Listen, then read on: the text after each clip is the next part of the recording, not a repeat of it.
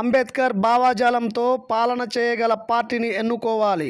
నెల్లూరు అంబేద్కర్ భావాజాలంతో పాలన చేయగల సమర్థవంతమైన వ్యక్తులను, పార్టీలను రానున్న ఎన్నికలలో గెలిపించుకోవాల్సిన అవసరం ఉందని మాజీ న్యాయమూర్తి, ప్రస్తుత హైకోర్టు న్యాయవాది జైభీంరావు భారత్ పార్టీ వ్యవస్థాపక అధినేత జడా శ్రవణ్ కుమార్ పేర్కొన్నారు.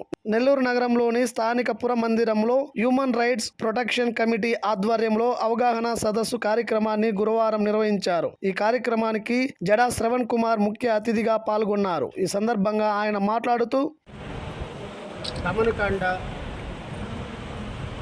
ఈ రాష్ట్రంలో రాజకీయ పార్టీలుగా ఉన్నటువంటి తెలుగుదేశం కానీ, వైఎస్ఆర్సీపీ కానీ, లేకపోతే నేనే ఈ రాష్ట్రాన్ని బాగు చేస్తానని వస్తున్నటువంటి పవన్ కళ్యాణ్ కానీ, వీళ్ళందరూ కూడా భారతీయ జనతా పార్టీ ఎజెండాను మోసుకొని ఈరోజు రాష్ట్రంలో 0.5% ఓట్లు లేని భారతీయ జనతా పార్టీ భుజాలని మోసుకుంటూ ఆంధ్రప్రదేశ్ రాష్ట్రానికి వచ్చాయి.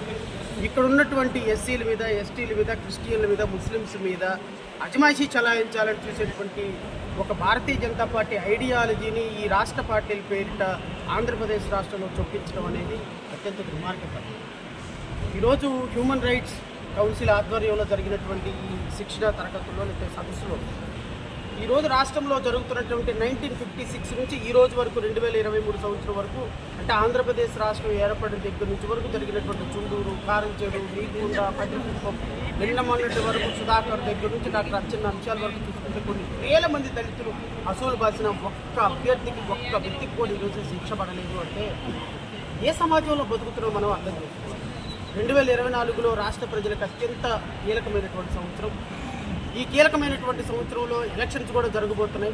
మన భవిష్యత్తును నిర్దేశించుకునేటువంటి ఎలక్షన్స్ ప్రతి ఒక్క ప్రజాస్వామ్యవాది, నేను కులాన్ని, మతాన్ని గురించి మాట్లాడను కానీ ప్రజాస్వామ్యవాదులందరూ కూడా ప్రజాస్వామ్యం బతకాలి అంటే నన్ను కొడితే పోలీస్ ఆఫీసర్ ఎఫ్ఐఆర్ రిజిస్టర్ చేయాలి, కొట్టిన వాడిని అరెస్ట్ చేయాలి అంటే మీరు ఎవరికి కొట్టేయాలో డిసైడ్ చేసుకోండి. నా భూమిని పక్కోడు స్థలం ఆక్రమించేసి పోలీస్ స్టేషన్లో కేసు పెడితే నన్ను తీసుకుని పోలీస్ స్టేషన్కి వెళ్ళి శిరోమణం చేస్తే ఎందుకు ఓటేయాలో ఆలోచించుకోండి. నా ఇంటికి 2,000 రూపాయలు ఇచ్చి నాకు 20,000 రూపాయలు నా సొమ్ముని లాగేసుకుంటుంటే నా బిడ్డకు ఉద్యోగం లేకపోతే తల్లిదండ్రులు ఏం చేయాలో ఆలోచించుకోండి. 1000 రూపాయలు, 1,500 రూపాయలు పెన్షన్ ఇచ్చి కందిపప్పు 250 రూపాయలు, నూనె, ఆయిల్ మొత్తం పెంచేసేసి రాష్ట్రంలో దోచేసుకుంటుంటే ఏం చేయాలో ఆలోచించండి. 10,000 రూపాయలు సంపాదించేవాడు ఈ రోజున కనీసం ఒక పూట కూడా పూర్తిగా అన్నం తినలేని దౌర్భాగ్య పరిస్థితుల్లో ఈ రాష్ట్రం ఉండడానికి కారణం చంద్రబాబు నాయుడు, జగన్మోహన్ రెడ్డి కాదా? ఇలాంటి వ్యక్తులకి మనం మళ్ళీ ఓటేసి మరలా మనం మురికి కుప్పంలోకి వెళ్ళిపోతామా? ఆయనతంతే ఈయన, ఈయనతంతే ఆయన, ఇంకా ఆల్టర్నేటివ్ వద్దా? ఈ రాష్ట్రంలో ఎవరికి ఏం చేశారనేది మాట్లాడితే ఎవ్వరు ఏం చేసింది లేదు. మనమే చేసుకోవాలి. ఇది మన పరిపాలన, మన డబ్బు, మన సమాజం. ఆలోచించుకోమని ప్రజలను కోరుతున్నారు. ఈరోజు జరిగినటువంటి కౌన్సిల్ సమావేశంలో వక్తలందరూ మాట్లాడింది అదే. మీరందరూ కూడా ఆలోచించుకొని, రాష్ట్ర ప్రజలు ఆలోచించుకోవాలి, నెల్లూరు ప్రజలు ఆలోచించుకోవాలి. రేపు 2024లో ఆలోచించి ఓటేయమని, ఈ రాష్ట్రంలో మన బతుకులు బాగు చేసే వ్యక్తులకు ఓటేయమని నేను మనస్ఫూర్తిగా మీ ద్వారా ప్రజలు కోరుతున్నాను.